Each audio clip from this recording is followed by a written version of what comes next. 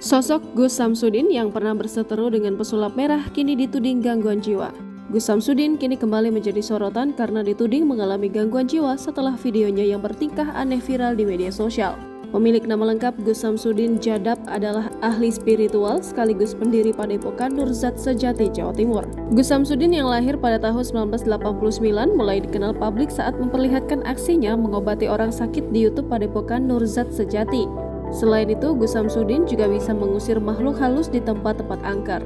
Ia mengaku pernah terlibat pertempuran sengit melawan makhluk mistis seperti siluman.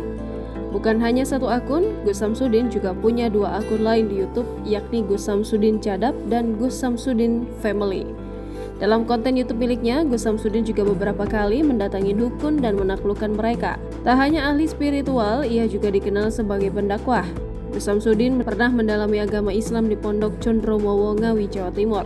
Ia mendapat pengetahuan tentang merawat sesama seperti orang berkebutuhan khusus atau gangguan jiwa.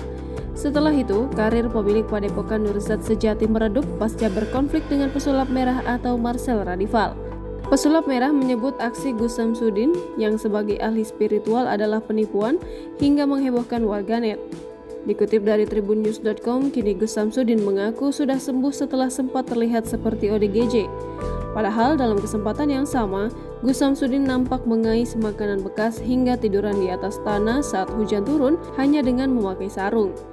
Ia tampak marah-marah saat diarak para santrinya menuju ruangan Abah Kiai Hamid. Ia juga meminta orang-orang yang di sekitarnya untuk pergi. Setelah itu, Gus Samsudin mengaku namanya Syekh Marzuki. Disebutkan dalam video tersebut, Syekh Marzuki merupakan sosok mistis yang mendatangi Gus Samsudin. Adapun Marcel yang akrab disapa pesulap merah menyoroti tingkah aneh Gus Samsudin di akun YouTube-nya. Ia beranggapan jika Gus Samsudin sengaja berakting menjadi ODGJ agar tidak dipenjara. Menurut pesulap merah, Gus Samsudin pun mengakui jika kontennya selama ini adalah rekayasa belaka.